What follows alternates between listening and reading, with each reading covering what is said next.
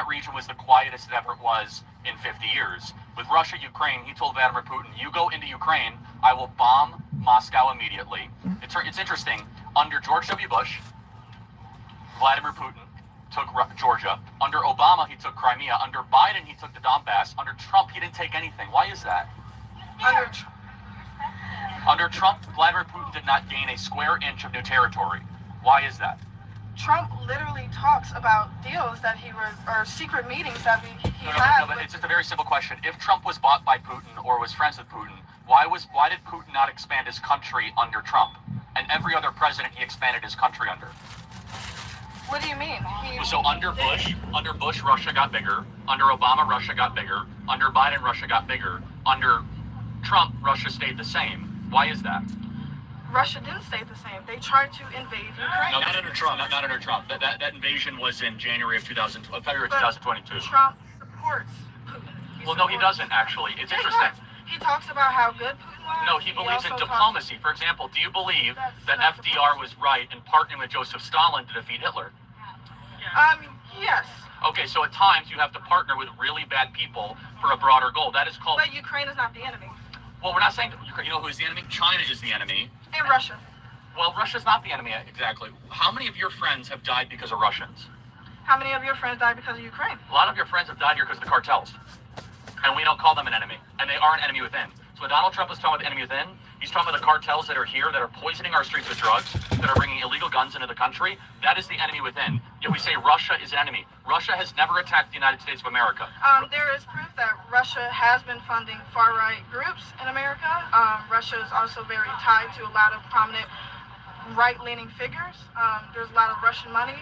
Funding and right-wing. In order to play that out, first of all, you're talking about like a couple right-wing podcasters that received Russian cash. Not a couple. Just so we're clear, Hillary Clinton received money from the mayor of Moscow's wife. So did Hunter Biden. They give money all across the political spectrum. But I just want to be very clear because I think it's important.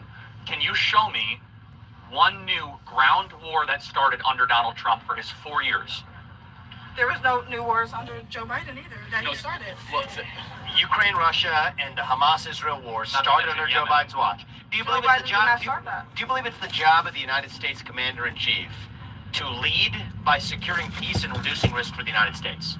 Do you believe that? I think you probably do. Of course. And do you believe that you should judge a president based on their results or based on their words?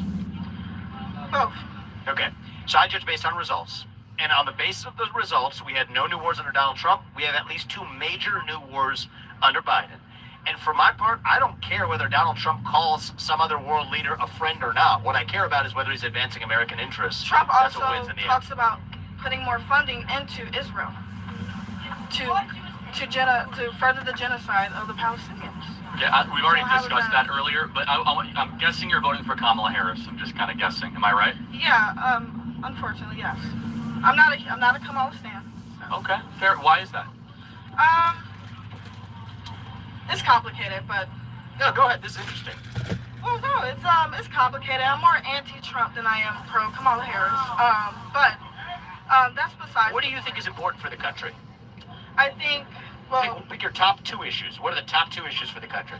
The top 2 issues for the country is. What do you want to see happen in the next 4 years? Getting rid of disinformation, and also securing more hope in our system. So disinformation is protected by the First Amendment, you would agree? Yes. Disinformation when it comes to news outlets is what I'm mainly talking about. So you and I both agree we should pull CNN's broadcasting license? More like Fox News. So that's the point, is that all of a sudden CNN has a right to be able to do what they do. Fox News is actually currently, I think about a year ago, was going through a defamatory do you think court case. Do you think that it should be legal to have different opinions? Of course you do. So where do you... Legal. Oh, I mean, yeah, I'm mainly talking about news corporates, or like news outlets, and also big media figures who can spin sort of disinformation, and that can swing the election. For example, like Elon Musk targeting people on his platform that are liberal and targeting or like pushing out. Why should that be illegal? Because he's trying to sway the election. So he's a citizen. Should Taylor Swift not be able to speak out? She's swaying the election. Well, no. How is Taylor Swift and Elon Musk different? She's far more popular than Elon Musk. Because Elon Musk on his platform is